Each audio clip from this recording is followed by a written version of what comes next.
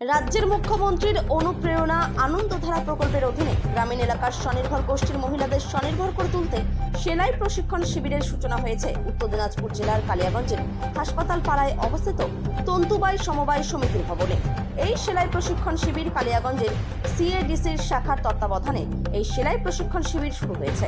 কালিয়াগঞ্জ ব্লকের বিভিন্ন গ্রামীণ এলাকার মহিলাদের আর্থিকভাবে স্বাবলম্বী করে তোলার লক্ষ্য নিয়ে স্বনির্ভর গোষ্ঠীর 20 জন মহিলাদের নিয়ে 20 দিনের এই সেলাই প্রশিক্ষণ শিবিরে স্বনির্ভর দলের মহিলাদের সেলাইয়ের কাজ শেখার জন্য সেলাইয়ের বিভিন্ন সামগ্রী প্রদান করা হয়।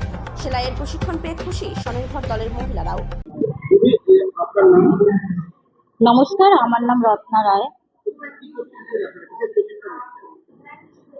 আমরা আমাদের মাননীয় মুখ্যমন্ত্রী মমতা ব্যানার্জির অনুপ্রেরণায় জেলা স্তর থেকে পঞ্চায়েত সমিতির উদ্যোগে সিএডিসি অফিস থেকে আনন্দধারা কর্মসূচিতে সেলাইয়ের প্রশিক্ষণে ট্রেনিং নিচ্ছি। আমাদের 20 দিনের সেলাইয়ের প্রশিক্ষণের ট্রেনিং। আর উপকার হচ্ছে আমরা নিজেই এসএসজি দল থেকে যে এসেছি, নিজে স্বনির্ভর হতে। সেলাইয়ের কাজ আমাদের নিজের পারিবারিকের খুব উন্নয়ন, বা নিজের বাচ্চা, বর, শাশুড়ি, শ্বশুর মানে তাদের কাপড় সেলাই নিজেই স্বনির্ভর হওয়ার জন্য এখানে ট্রেনিং নিতে এসেছি। খুব ভালো লাগছে। এখানে 20 জন। হ্যাঁ, সবাই এসএসজি গ্রুপ থেকে নেওয়া হয়েছে।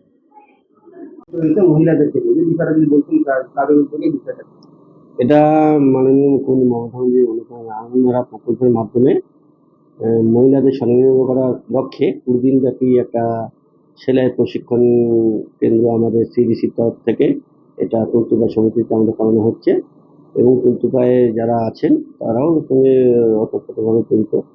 এর আগেও এখানে আমরা বিগত দিনে আমরা পঞ্চায়েত সমিতির উদ্যোগ থেকে আমরা ট্রেনিংটা করেছি 15 দিনে। এবার 20 দিনের ট্রেনিং, 20 জন মহিলা ট্রেনিং দিচ্ছে।